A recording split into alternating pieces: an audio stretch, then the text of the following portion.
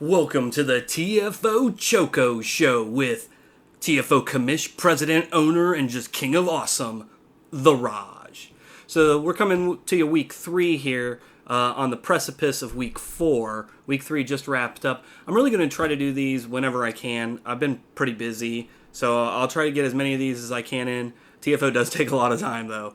But let's hit it. Let's talk about some of the stuff that I want to talk about today. So first off, I wanted to hit up the bad total offense and then the mad, and then we'll go over the defenses. I mean, I think it's good to give props to the top 5 at least of these. I mean, it's hard to keep those kind of leads in TFO. So for the bad, number 1 is the Torturers. They're doing great. They have a nice mix of pass and rush. With Super Shredder out, though, that's probably going to take a hit, so we'll see how that affects them. DC Universe is second. John Blog sung their praises. I do think that they've kind of been under the radar. Aaron really hasn't commented much on TFO this season. He is a new rookie owner, and so I don't think a lot of people expected a lot from him, and that second place there looks really nice. Number 3 is the squad, the DBZ squad. Man, has Seth picked it up this season. Broly looks unchained. I mean, like, he is a wrecking machine. And if Broly can continue, I mean, DBZ looks like they're going to have a hell of a season. I mean, 825 of their yards are rushing and only 232 are passing. That's just incredible. Another team taking that same strategy is the Disney Dissidents 2, the Electric Boogaloo. What I like about them, though, is that they have a committee. They got Rizzo Rat. They got Animal. They know how to use both very well and very effectively. And then number 5, you got the World's Warriors. I don't think I need to sing their praises because they were the Mad 2016 champions. Now they're in the Bad. Can they be the first team to be Mad and Bad champion? Whoa. We'll have to stay tuned.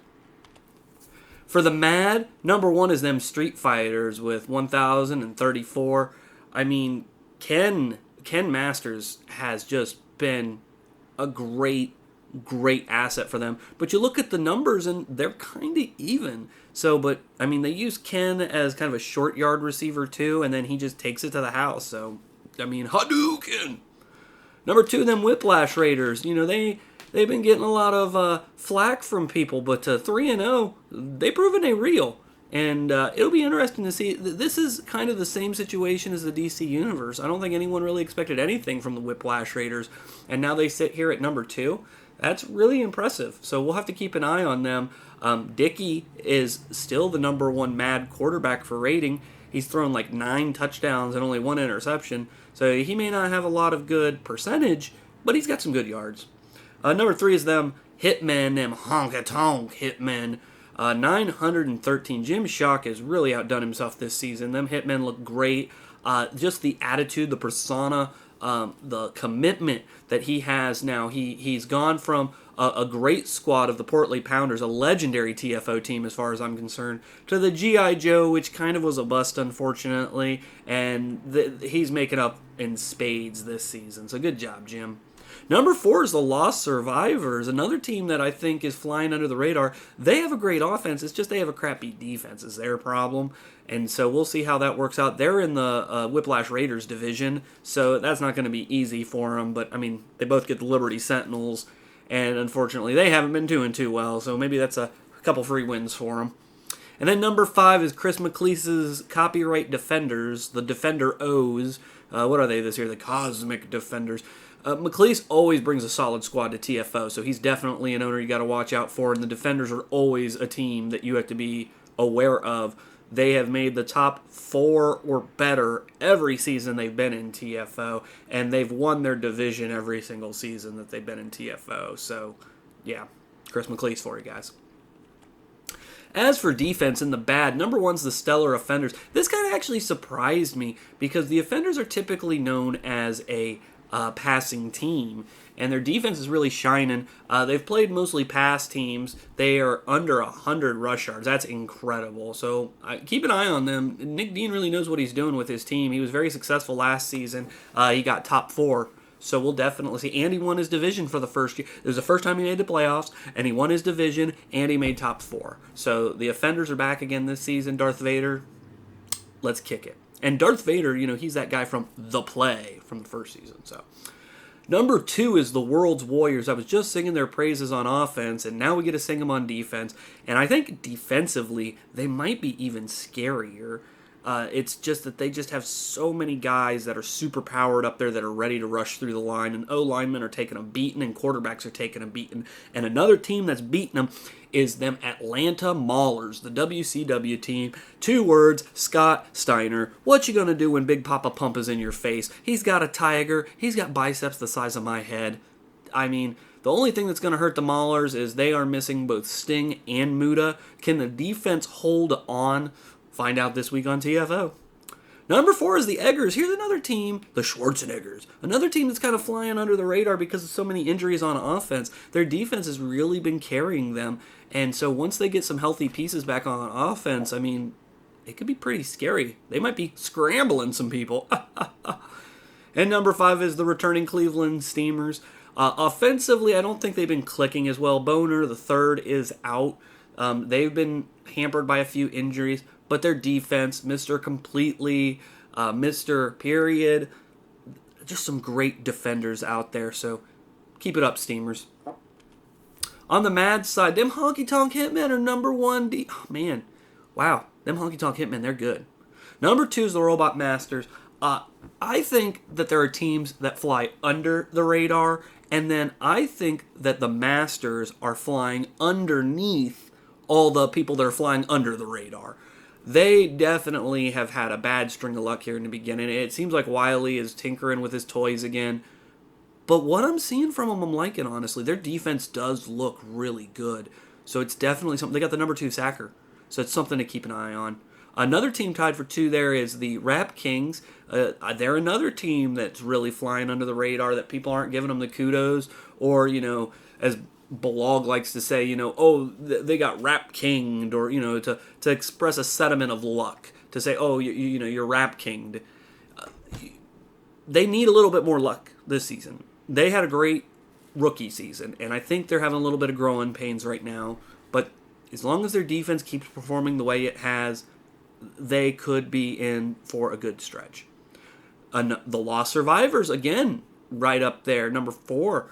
Another team that's really flying under the radar. Not a lot of people taking notice of them. Not a lot of people thinking that they're very good. And they're showing that they had, top 5 in offense and in defense for Mad. And they got the Smoke Monster, not the Smoke Monster. I think he's a little bit retarded. I think it's the same thing as Bonaire and Bonaire the Third. And then number 5 is Soccer World. Soccer World's defense has really been what's been keeping them in. The Messy Man did have a 200-yarder in week 2. He needs to pick it up. Defenses are really stacked this season, so I think it's going to be hard for offenses to really get some traction. But as long as Soccer World's defense and special teams keep into the mix, they'll be very good. And Soccer World special teams should be keeping into the mix because they have a superstar kicker. And I think that is what's going to edge them out in some of these games later on in the season.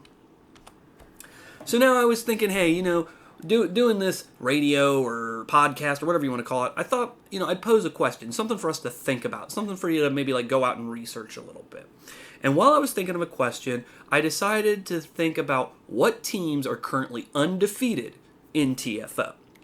So currently we have the Kinky K in the Badass Pop division. They're 3-0. In the Bad Guy Crackle division, we have 2 undefeated teams, the World's Warriors and the Atlanta Maulers. Obviously, that's not going to stay that way for long because they're going to meet up 3 times this season. Then, in the Mad Max Snap, them Whiplash Raiders that I was talking about, and also in the Mad Max, but in the Pop, you got the Honky Tonk Hitmen. So, we're talking, 5 teams. We're only past week 3, and only 5 teams remain undefeated. That really shows you the level of competitive play that we broadcast here in TFO. It really shows you the level playing field in which we sponsor. So, the real question, and I actually have 2. One is a unanswerable question. I mean, you can answer it, but we won't know the answer until it happens. And the other is one you can research. So the first question is, out of those 5 teams, who is going to be the last team to lose a game, if they lose a game? And then the research question I have for you this week is, what is the TFO record for most victories without a loss? So who has started the season with the best record in TFO history? Just leave a comment below, and the first person to give me the answer will be declared the winner, and I don't know. I've nothing. I will say your name and maybe say something good about you. Who knows? So I wanted to pick some games of the week. Instead of going back and looking at past games, I thought I'd go ahead and pick my 2 games of the week for week 4.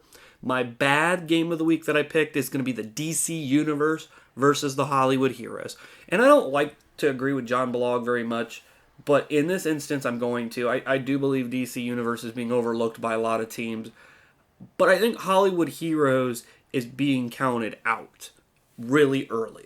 Both of these squads I see as very good.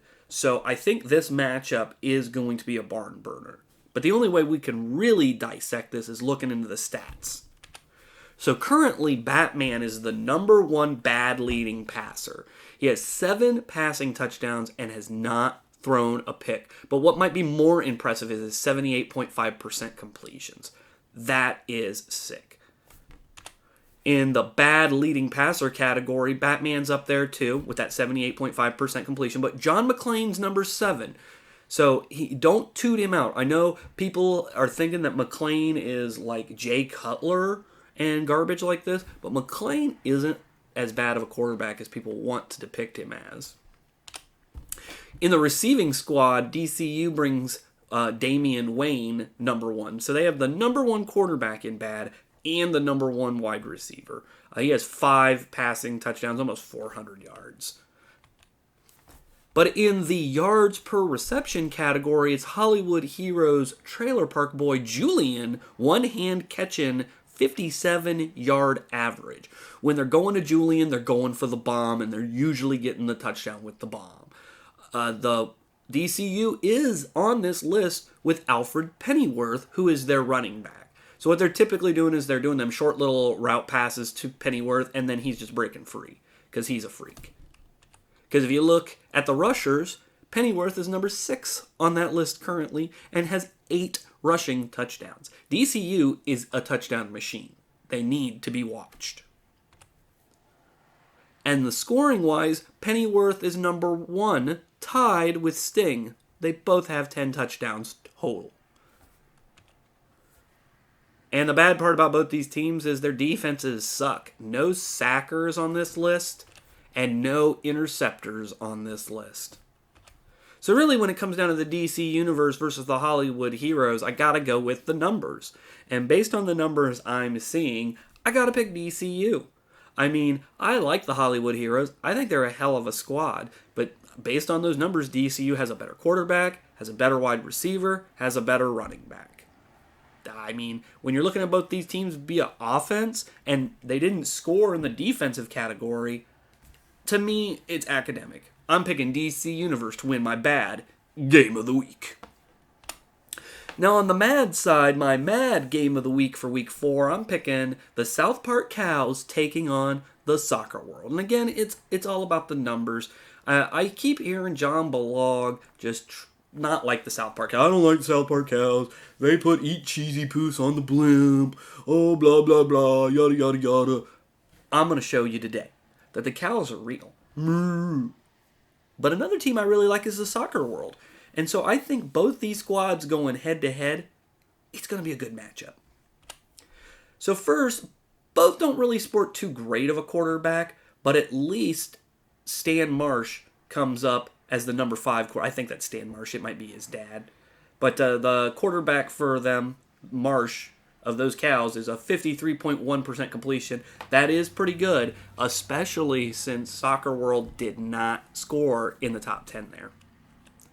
For the mad yards per attempt, though, Marsh was number 7 with 12.3 yards, while Newer from the Soccer World comes in at 8 with 11.9. So even though Newer might not be doing the greatest in, say, like percentage, at least when he's getting the ball, he's passing it about 10 yards, getting about a first down each time. So that brings him a little closer to the Cows. Receiving wise, Soccer World gets a boost as well, as number 4 is good old JR. He's had only 5 receptions, but he's got a 44.2 average and 2 touchdowns. And then when you look at his yards per reception, he's ranked number 6, where the Cows don't have any wide receivers listed in either of those rankings. But when it comes to rushers, you knew the Soccer World had to be up here. And we're talking the messy man. He's number 4. He has had 45 attempts for 319 yards. He's only running about 7 yards average. I think that he's just not getting really the blockers. He has 3 touchdowns on the season, though. So, if he can break free, they're going to use him. And they use him a lot. You can see on those top 6 there, he has more attempts than anybody else. When it comes to field goals, the Cows are actually edging out Soccer World by 1 field goal. Birch of the Cows has 3, while Higuain, I think that's Higuain, is 7th, tied for 7th with 2. Really, that's just 1 field goal per game for the Cows, and Soccer World just didn't get one. But they have the superstar kicker, so I'm going to give them an edge, even though they're behind here, because I think that superstar ability is going to kick in at some point, and that's going to edge them in games. But what might seal the deal here for Soccer World is the defense of the Cows. Currently, the Cows have 2 number 1 interceptors in Satan and Terrence from the Terrence and Phillip show. They both have 3 interceptions, which means Soccer World has caught, just with those 2, on average, 2 interceptions per game. That's kind of sick. And then when we go over to sackers, the Cows list 2 as well. 5 for Vollmer with 6 sacks, and 7 for Birch with 5 sacks. That's pretty good numbers. That's okay numbers. But what makes them great numbers is Soccer World is not listed on either of those defensive charts. And then when it comes to special teams, Cows have the punt returners Butters Stotch, as the number 1 punt returner. Now, Soccer World does have the number 4 punt returner in Mueller, so that does help them. But then you go over and you look at kick returns, and Stotch is number 5 there. So the Cows really bringing it in special teams. So when it comes to this game, again, the numbers really speak for themselves as far as I'm concerned. I got to go with the South Park Cows. I think Soccer World's offense edges them out just a little bit. The messy man, good old JR. I think both of those really edge out the South Park Cows. But the Cows' defensive numbers look a lot better. So I'm going to have to go with them for this contest. I think they can stop the messy man. We've seen the messy man under 100 yards.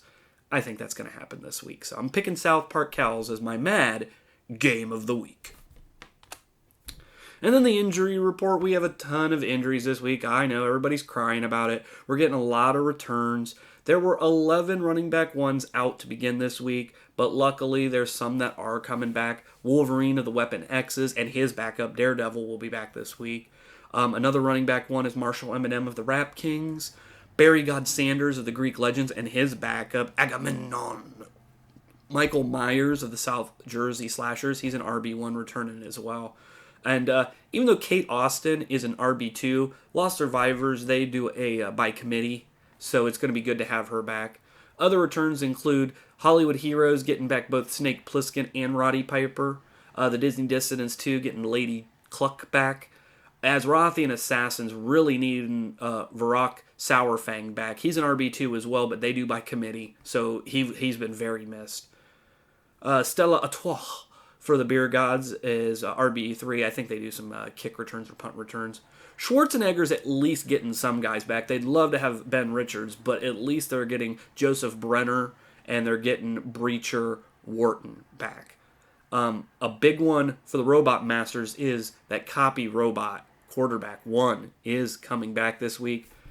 South Jersey Slashers are also getting RB Victim back, but we've seen how garbage he was. So some really big hurts is Disney Dissidents 2 missing Rizzo the Rat. I was preaching his stuff earlier. Urethra Sounds of the Kinky K, that hurts. That's an RB1. Let's see, Bonaire the Third for the Steamers. He's an RB1. Super Shredder of the Torturers. He's an RB1. The Sting and Great Muda of the Maulers. That's pretty much their whole offense. Ben Richards, we already talked about the Schwarzeneggers losing him. Ron Jeremy of the Chumps. What a dick. And then he's going to be missed for sure. Tifa Lockhart of the FF7s, man, look at that. They have RB1, 2, and 3 out. That's going to suck.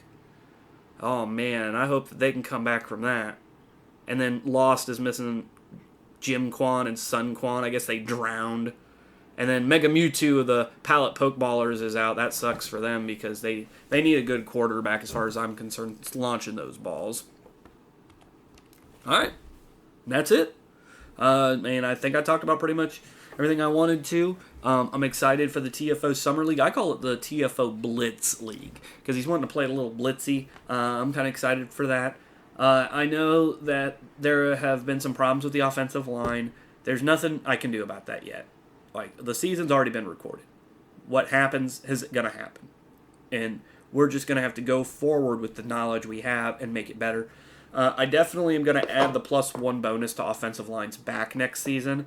I thought that people would take more caution with that and add more points, and some teams didn't. And even teams that put 8s and 9s in, they sometimes struggle because of condition. And I didn't know, or maybe I didn't realize condition was going to hurt as badly as it did there. Another thing I'm going to do is these mini camps. Basically, it's going to be similar to the app we have this year. And so the only difference will be you'll have a box at the bottom that will allow you to choose 3 different mini camps. I'm going to let you pick an offensive mini camp, which will also include kickers, a defensive mini camp, which will also include punters, and a Hall of Famer mini camp, which will be hosted by one of our 2017 Hall of Famers. So you could pick Bo Nair, and he'll help you with your running game. Or you can pick Willie Wild Turkey, and he'll help your linebackers out, maybe give them strength and maybe a little speed. But the reason I'm bringing this up is because one of the Hall of Famers is obviously Coors Premium of the Beer Gods, and he's going to have some sort of ability that's going to add strength to the offensive line. And I may even add an offensive mini camp that does something similar. So there might be a potentiality of having an offensive line of 9, and then they get the bonus one, which makes them a 10, and then you can give them the Hall of Fame mini camp for Coors Premium, which would make them like an 11, and then you could pick the offensive mini camp, which would make them like a 12. And so, I mean, you'd sacrifice picking other mini camps, obviously, but if you wanted to have a stacked offensive line, if you wanted to protect your quarterback in ways that they've never been protected in TFO before, this will give you that kind of ability. But those mini camps will also allow you to pick other bonuses, maybe even some negatives. We've never really experimented with that. Maybe you pick like a certain type of mini camp and it adds pluses to one area and it takes away from other areas. Who knows? Another thing I'm playing with for next season is backups. I think one thing, I don't mind all the injuries, honestly. I like it. I think it makes it more interesting. I think the bigger problem is that backups suck. People don't want to put money in backups, and the whole point of having more injuries, and I only raise it by like 0.2%. It's not much at all, but yet it looks like it's a lot. I don't know if that's just fate or destiny or whatever, but I like it. I know it pisses a lot of people off, but I like it. But I think if you guys' backups were better, it wouldn't be such a huge problem. But the problem is, and I can understand this, the whole reason I did it was to make people put more points in their backups. But I don't think that's going to happen now that this all started. People would rather take the chance of having shitty backups come in, and when their really good player is there, he scores a lot of fucking points. So I think what I might do next season is not allow you to pick the points for your backups, but instead they become a reflection of your starters, but have a few points removed. So for instance, RB3 would be a reflection of RB1, and would have, -2 points in every category compared to RB1. So if you put a 9 in maximum speed for RB1, then RB3 would have a 7. So it wouldn't be that it's the exact same, but it would be comparable. RB4 would be a reflection of RB2. Now what I like about this is sometimes people won't put points in RB2. So I think this gives also an additional bonus. Same thing with tight end. It gives you a reason for putting points in them because then their counterparts are going to be a reflection of that. And you still will be able to pick a backup as a kick returner or a punt returner. So I think that'll add a little more strategy. Also, you won't be spending money on those backups, so you'll be saving money. So I may not give you the whole $1.1 million because of that, but I could see me giving you maybe $1 million, and then you don't fill the points out for your backups. They just get filled out based on what the starters are. Something else that I think I might do with that is combine both ideas. So I might have a mini camp, like an offensive mini camp, that would make all of the backups the exact same as the starters. So if you had like a Broly as your starter, and you use this mini camp, then his backup, RB3, would be a direct reflection of him, other than like team captain and superstar abilities, but the points would be. So if you put a 9 in everything, I know you can't do that, but let's just pretend. You put a 9 in everything, then that backup would have a 9 in everything too. So those are just ideas I'm floating around. If you have any ideas about like what you want to see to make it balanced a little bit better, let me know. I mean, I don't really know what more I'm going to add next season. I don't really think I'm going to add really anything next season. I don't know, unless I see something really cool or something that's going to really, like weather. If I can get the weather to work, I would totally do that. There would be nothing that would stop me for that. 4-on-3 defense, as long as it worked correctly, unlike the last time I tried to program it in, I would use that. I mean, there's stuff that if it happens great. I have been thinking maybe touchbacks should start at the 25 now, because that's the way the NFL does it. I'm also experimenting with maybe making kickoffs touched back if it goes in the end zone. And then working some numbers there to see if we can get it so the kickers won't always kick it in the end zone like they do. A big reason for this is right now, if you have a really slow returner and he can't get out of the end zone by the time the kicking team gets down there and they tackle him, I'm pretty sure that's a safety. And so it's not really a concern for me, but it is something that I would like to try to rectify. Another thing is the push-pull. In push-pull, it only recognizes forward progress for the offense. So if you intercept a ball and the defensive player has the ball, they can be dragged backwards. And what that means is, let's say you intercept the ball on the 1-yard line and you're dragged back into the end zone, that'll count as a safety. So be aware of that. And I'm fine with that. I like it kind of because it adds another wrinkle to TFO. It diversifies us in a different way. I really like push-pull. There's some things that I'd like to get fixed with it, but I definitely do like it. So I don't know if I'm going to use it next season or not, but I think I'm going to right now. I'm leaning towards it. So, all right, I think I've blabbered enough. So this Thursday we have a big doubleheader. So make sure that you tune in and you watch two great TFO teams go at it, mono, e-mono. And we will see you next Tecmo.